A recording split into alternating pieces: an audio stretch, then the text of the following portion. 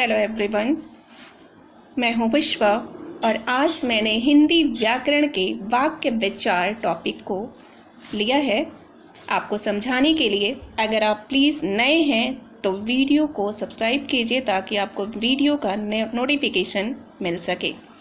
तो आइए प्रारंभ करते हैं कुछ उदाहरणों के द्वारा। तुम्हारी पुस्तक गिर गई है, सारे कुत्ते भौंक रहे हैं, यह कुर्सी बहुत आरामदायक है।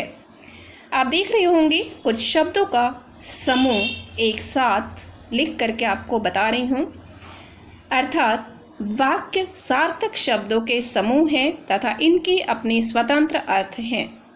ये सभी वाक्य कहे जाएंगे।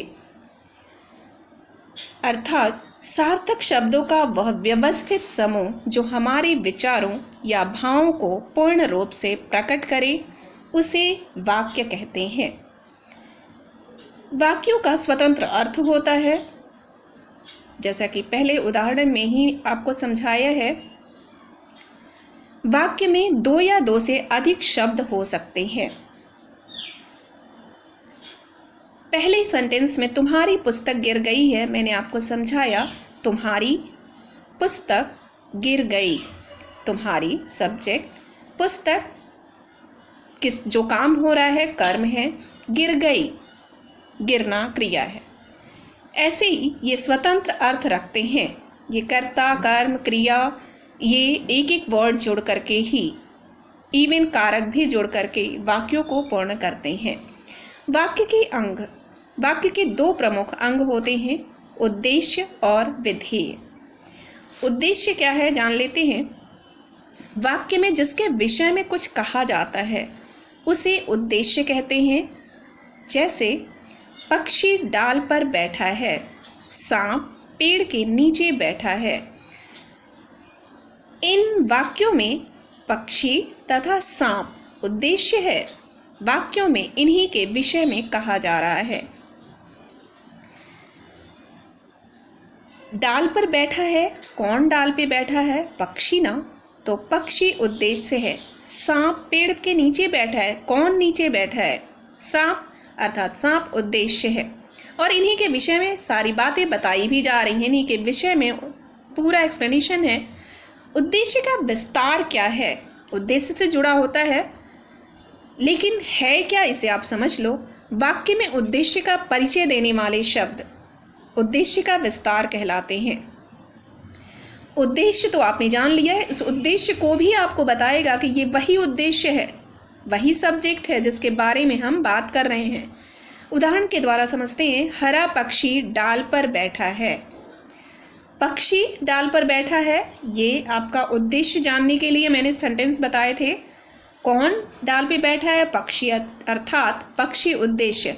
हरा पक्षी डाल पर बैठा है, हरा ये उद्देश्य का विस्तार है। काला सांप पेड़ के नीचे बैठा है, मैंने उद्देश्य जानने के लिए आपको यही एग्जाम्पल बताए थे। सांप पेड़ के नीचे बैठा है। काला सांप, ये काला शब्द ये डिफाइन कर रहा है कि ये वही उद्देश्य है जिसके विषय में अभी मैंने बताया। ये वही सांप है जिसके विषय में हम बात कर रहे थे।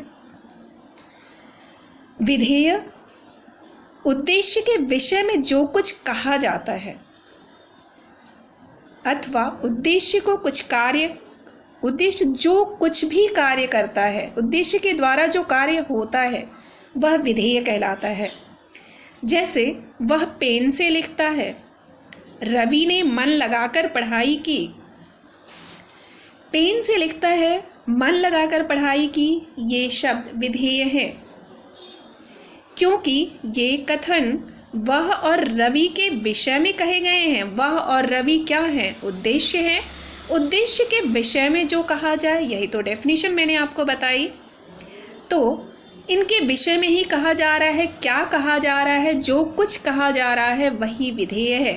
बताया जा रहा है कि पेन से लिखता है, ये भी बताया जा रहा है रवि के विषय में कि मन लगाकर पढ़ाई की। तो ये दोनों सेंटेंसेस वाक्य में विधेय का काम कर रहे हैं। पेन से लिखना, मन लगाकर पढ़ाई करना, ये विधेय को बताते हैं। एक चीज़ और आप समझ लो, विधेय का विस्तार क्या है? विधेय का विस्तार मूल विधेय को पूर्ण करने के लिए जिन शब्दों का प्रयोग किया जाता है वे विधेय का विस्तार हैं। अर्थात विधेय के जस्ट आसपास ही होंगे ये शब्द। तो आइए देखते हैं उदाहरण के द्वारा। वह अपनी पेन से लिखता है। पेन से लिखता है, मैंने बताया विधेय पेन से लिखता है। ये सेंटेंस पेन से लिखता है या वह के बारे में ही डिफाइन कर रहा है, अर्थात ये विधेय है। तो विधेय का विस्तार वह अपनी पेन से लिखता है। पेन से लिखता है अपनी, या उसी पेन के बारे में बता रहा है जिस पेन से वह लिख रहा है वो उसका अपना है। ये विधेय का विस्तार है। रवि ने बहुत मन लगाकर पढ़ाई की। मन लगाकर पढ़ाई की, ये मैंने विधेय समझाने के लिए बताया, लेकिन वहीं पर अगर आपने लगा दिया कि बहुत मन लगाकर पढ़ाई की तो ये बहुत विधेय का विस्तार है।